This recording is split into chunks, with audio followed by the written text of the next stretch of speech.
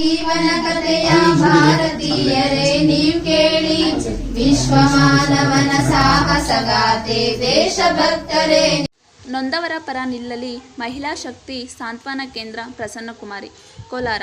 ಮಹಿಳಾ ಸಂರಕ್ಷಣಾ ವತಿಯಿಂದ ಅಂಬೇಡ್ಕರ್ ಜಯಂತಿ ಅಂಗವಾಗಿ ನಿಮ್ಮೊಂದಿಗೆ ನಾವಿದ್ದೇವೆ ಆಶಯದಲ್ಲಿ ಜಿಲ್ಲೆಯಲ್ಲಿ ಮಹಿಳಾ ಶಕ್ತಿ ಸಾಂತ್ವನ ಕೇಂದ್ರ ಉದ್ಘಾಟನಾ ಕಾರ್ಯಕ್ರಮವನ್ನು ಜಿಲ್ಲೆಯ ಹಿರಿಯ ನಾಯಕ ಟಿ ವಿಜಯಕುಮಾರ್, ಪತ್ರಕರ್ತರಾದ ಗಣೇಶ್ ಮತ್ತು ವಕ್ಕಲೇರಿ ರಾಜಪ್ಪ ಉದ್ಘಾಟಿಸಿದರು. ಈ ವೇದಿಕೆ ಉದ್ದೇಶಿಸಿ ಮಾತನಾಡಿ, ಮಹಿಳೆಯರ ರಕ್ಷಣೆಗಾಗಿ ಕಾನೂನಿದೆ, ಹೊಸ ಕಾನೂನು ಕೂಡ ಜಾರಿಗೆ ಬರಬಹುದು. ಆದರೆ ಜನಜಾಗೃತಿ ಆಗದಿದ್ದಲ್ಲಿ ದೌರ್ಜನ್ಯ ನಿಯಂತ್ರಣ ಸಾಧ್ಯವಿಲ್ಲ. ಅದರಿಂದ ಮಹಿಳಾ ಶಕ್ತಿ ಸಾಂತ್ವನ ಕೇಂದ್ರ ನೊಂದವರ ಧ್ವನಿಯಾಗಬೇಕೆಂದು ಪ್ರಸನ್ನಕುಮಾರಿ ಹೇಳಿದರು.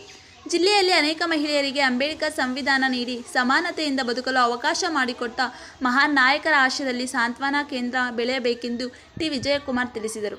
ಮಹಿಳಾ ಶಕ್ತಿ ಸಾಂತ್ವನ ಕೇಂದ್ರದ ಅಗತ್ಯವಿತ್ತು. ಇಂತಹ ಸಂದರ್ಭದಲ್ಲಿ ಮಹಿಳಾ ಸಂರಕ್ಷಣಾ ಸಮಿತಿ ನೇತೃತ್ವದಲ್ಲಿ ಮಹಿಳಾ ಶಕ್ತಿ ಸಾಂತ್ವನ ಕೇಂದ್ರ ತೆರೆಯುವುದರಿಂದ ಎಷ್ಟೋ ಹೆಣ್ಣು ಮಕ್ಕಳಿಗೆ ಧೈರ್ಯ ಸಿಗುವಂತೆ ಆಗುತ್ತದೆ ಎಂದು ಪತ್ರಕರ್ತರಾದ ಕೆ.ಎಸ್. ಗಣೇಶ್ ತಿಳಿಸಿದರು. ಈ ಸಂದರ್ಭದಲ್ಲಿ ಸಮಾಜ ಸೇವಕಿ ಸರಸ್ವತಿ, ಹೋರಾಟಗಾರ್ತಿ ಸರಸ್ವತಿ ಲಕ್ಷ್ಮೀದೇವಿರವರಿಗೆ ಸನ್ಮಾನಿಸಲಾಯಿತು.